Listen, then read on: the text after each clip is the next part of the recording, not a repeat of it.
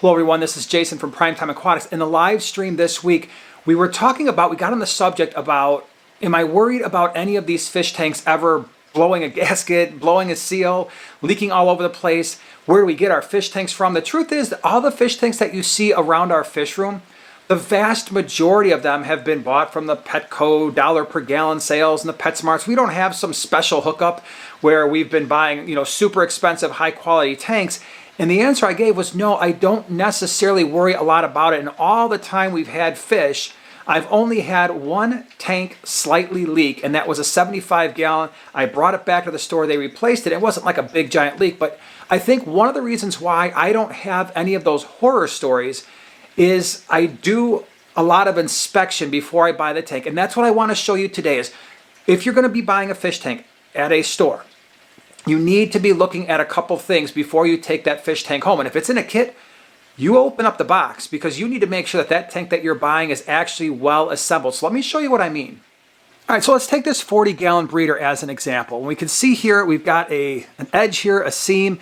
And if I were to feel, what I do at a pet store is I go through, let me see if I can get this in focus, and I just feel all along the sides of the tank. It needs to be lined up perfectly. I don't want the front glass sticking out or the side glass sticking out.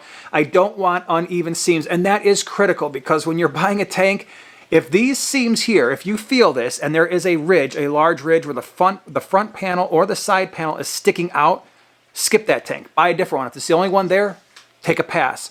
So that is the first thing I do, and I go around and I feel all four edges on both sides of the tank. The sponge filters are off right now, keeps the, in case you're wondering, because it keeps the noise down. This is our Blue Dream breeding tank, Blue Dream shrimp breeding tank. The other thing that I do is I will look up, and this might be hard to see on camera, but I'm going to look up here, and I'm going to make sure that the glass is resting up against the black plastic rim.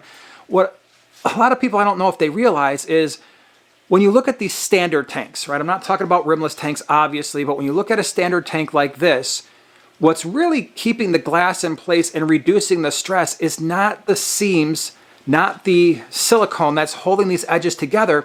It's the bottom and top plastic rim.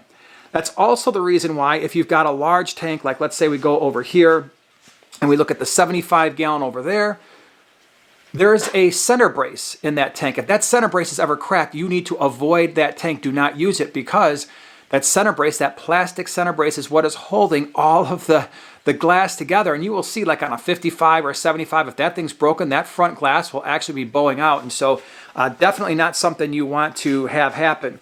Now, 40 breeders don't have that centerpiece, but they do have a plastic rim. So the second thing you should be looking for, make sure the plastic rims on the top and the bottom are not cracked in any way, because if they are, you're going to have a heck of a problem. Now over here, I had actually a really hard time finding an example of a tank that is maybe not 100% awesome, because I do check them all, but this one here, this has actually got a little bit where the side glass is actually pushed in a little bit, and so you can actually see this is stopping my finger. That's bad. We don't want that. And so I would expect, hopefully this doesn't happen, but I would expect if there's ever going to be a problem, this could be a place where there may be a problem at some point, because I should not be feeling a place that is going to stop my finger here, because this is pushed back, and it's the same way, not as much over here, which means that this glass is kind of pushed in kind of like this way, like towards the tank. And if we come over to the other side, there's a lot of hornwood in here. We tend to clear that out on a monthly basis. Over here, this side's relatively even. What that also means then is, and I don't think this is going to come on camera very well, but if I were to look up here, there's some daylight in there between that plastic rim and this part of the glass, which means with all that water inside the tank, it's pressing this edge outwards. And so a lot more, at least on this particular seam, a lot more pressure is being rested on the actual silicone here as opposed to being taken up here. And it's not going to take a lot. It's not going to take a lot. I mean, even if it's 5, 6, 10 millimeters, it's enough where the glass is no longer resting on this part of the plastic over here.